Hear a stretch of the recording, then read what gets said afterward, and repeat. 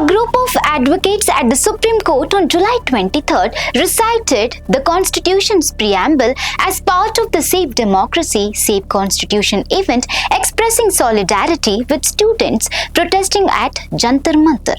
The recitation took place during the Supreme Court's lunch break and was led by senior advocates Indira Jaising and S. Muralidhar.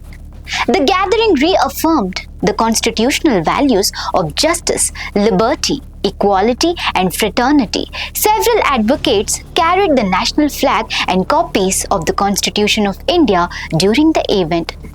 Supreme Court Bar Association President and Senior Advocate Vikas Singh was also present at the event. Speaking to reporters, Senior Advocate Indira Jaising said, "The advocates had gathered to stand with the students, support the cause of justice and demand justice for them."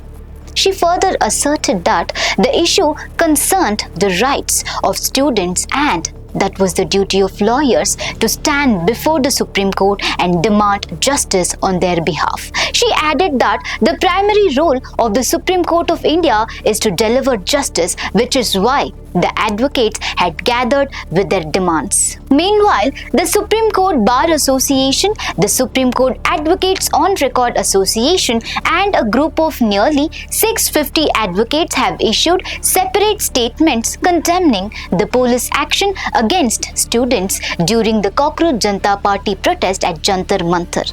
They have also called for an independent probe into the incident. So viewers, do you support the advocates' stand with the protesting students? Let us know in the comment section. For more such updates, stay tuned to Daily Salar Digital.